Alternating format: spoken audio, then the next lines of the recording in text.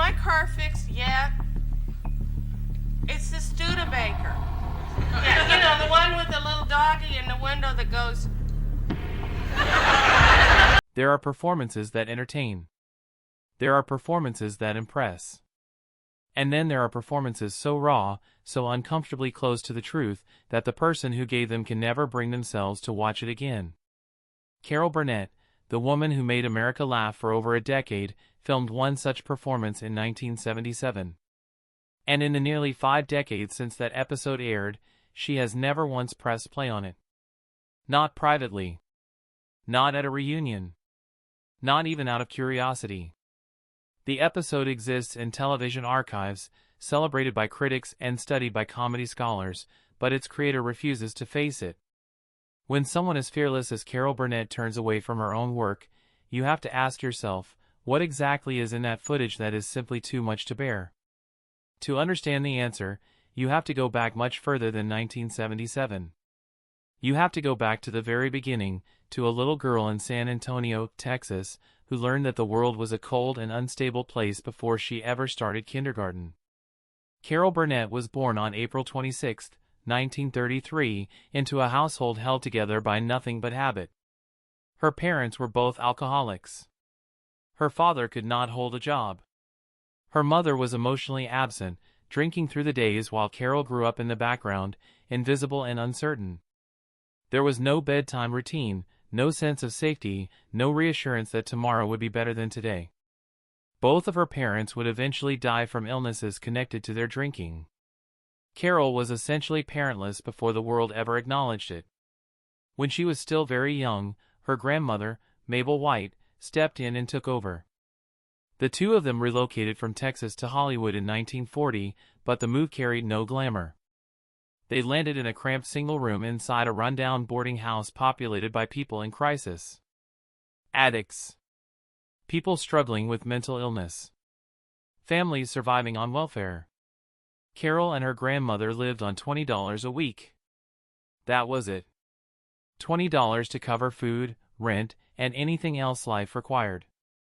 There was no cushion, no safety net, and no promise that things would improve. What her grandmother could not provide in money, she provided in love. Mabel White gave Carol something her parents never had: consistency, warmth, and the simple but profound feeling of being wanted.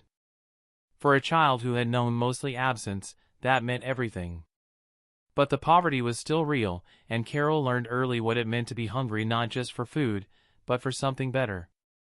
When she and her grandmother would scrape together enough for Saturday matinees at the local theater, Carol would sit in the dark and watch a completely different world play out on screen. People were glamorous. Problems got resolved. Life sparkled with possibility. Then the credits rolled and they walked home to a boarding house where they occasionally had to take toilet paper from the theater bathroom because they could not afford their own. That contrast never left her. The gap between the world on screen and the world she actually lived in became the engine that drove everything she would later accomplish. By the time Carol reached college at UCLA, she was planning to study journalism, partly because her mother had always dreamed of being a writer and Carol felt an obligation to carry that torch. But one elective theater class rerouted her entire life.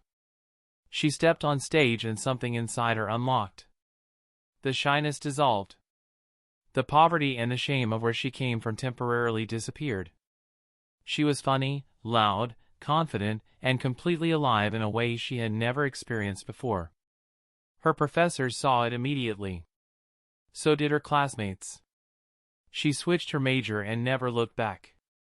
A mysterious benefactor helped fund her journey to New York, a millionaire who gave Carol and a friend $1,000 each with 3 conditions: never reveal his name, use the money only to get to New York, and if they made it, pay it forward to someone else one day. Carol arrived in New York with almost nothing, cried on the phone to family who begged her to come home, and somehow found the strength to stay.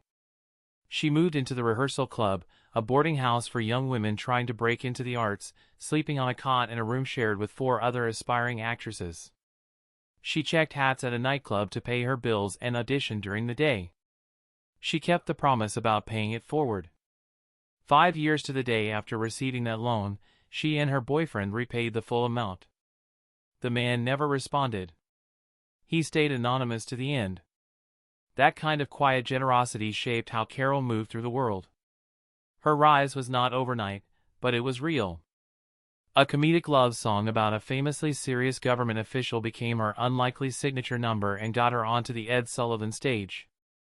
Broadway followed. Television followed. By 1962, she was a full Emmy winner. And on September 11, 1967, The Carol Burnett Show premiered on CBS and changed American television permanently. For 11 straight seasons, the show pulled in 30 million viewers every single week. It won 25 Primetime Emmy Awards. It inspired Saturday Night Live. It made Carol Burnett one of the first women in television history to successfully headline her own variety program at a time when the industry was almost entirely controlled by men. Alongside Harvey Korman and Tim Conway, she built something that felt less like a produced television show and more like a living, breathing family, unpredictable, warm, and frequently out of control in the best possible way. Tim Conway famously saved his most outrageous material for the live tapings, never tipping his hand during rehearsals, which meant every recording night was genuinely unpredictable. Harvey Korman could barely keep a straight face. Carol herself was often caught on camera trying desperately not to laugh. Those unscripted moments became the soul of the show.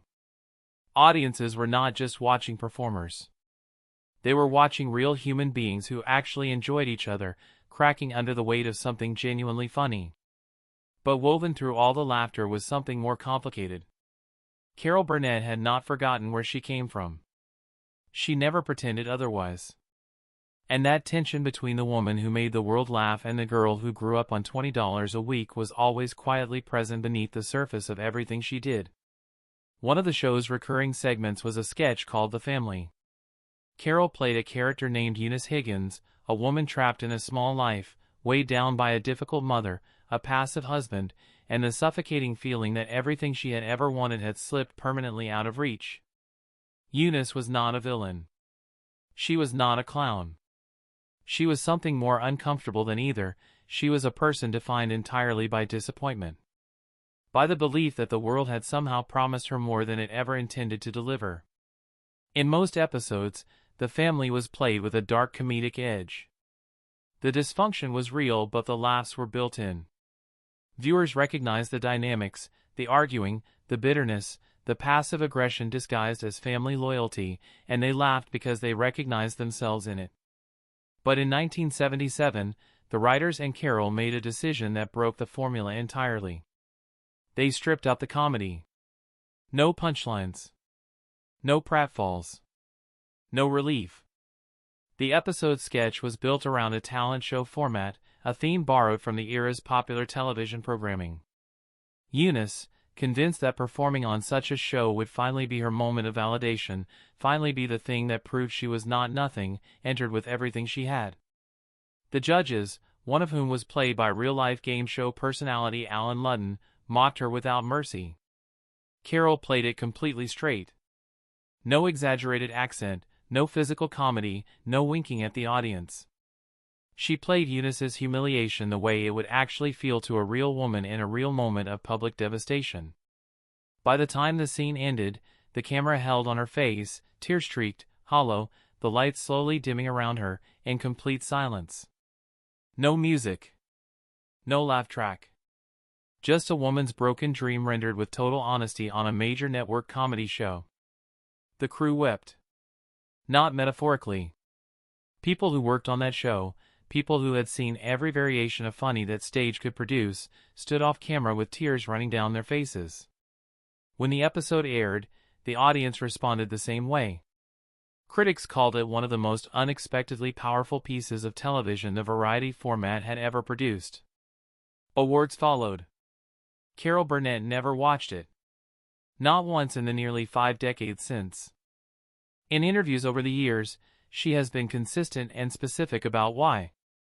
It was too real, she said. Eunice's pain felt like her own.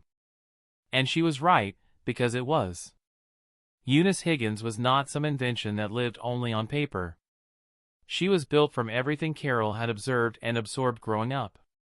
The woman who dreamed too big for her circumstances.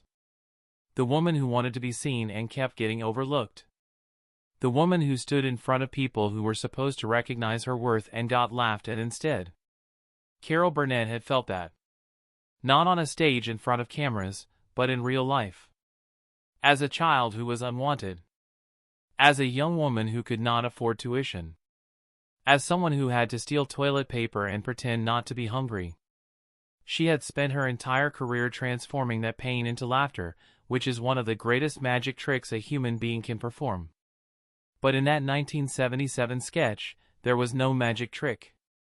The curtain came down. The transformation did not happen. The pain just sat there, on camera, looking back at her with her own face. That is what she cannot watch.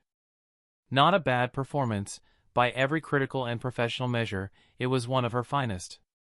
What she cannot watch is the version of herself that did not survive. Eunice Higgins is the ghost of everyone Carol Burnett might have become if any single thread in her life had pulled differently. If her grandmother had not taken her in. If the stranger at that San Diego party had not handed over that money. If she had gone back to Texas when she was crying in that phone booth. Eunice is the life that almost happened, and seeing it rendered that clearly, that honestly, on television is something Carol has decided she does not need to do. There is also something deeply generous in that refusal. Carol has spent her entire public life being the person who lightens rooms, who makes people forget their troubles, who turns pain into something survivable through laughter. Watching that episode would mean sitting alone with the unlightened version of everything she has processed and transformed and offered back to the world as comedy. She made that version of pain for the audience. She gave it to them. It was never meant to stay with her. The sketch left a lasting impact far beyond its single broadcast. It eventually inspired a television movie in 1982 and a spin-off sitcom called Mama's Family, which ran for years and introduced an entirely new generation to the world Carol had built around Eunice and her complicated clan. The character proved that comedy could carry genuine tragedy inside it without collapsing under the weight. Carol went on to do remarkable work in the years and decades that followed. She fought a tabloid in court for printing lies about her. She watched her daughter Carrie nearly disappear into addiction and fought to pull her back. She lost Carrie in 2002 at 38 years old to cancer, a loss that broke her completely, but she finished the Broadway play they had written together because she said she owed it to her daughter to see it through. She found love in her third marriage, appeared in the final season of Better Call Saul at 89 with a performance critics described as chilling and brilliant, and earned an Emmy nomination for Palm Royale at 91, becoming the oldest female nominee in Emmy history. Through all of it, the 1977 episode remained unwatched. Sitting in an archive somewhere, exactly as powerful as it was the night it aired, a piece of television that its creator decided she had already given everything she had to give.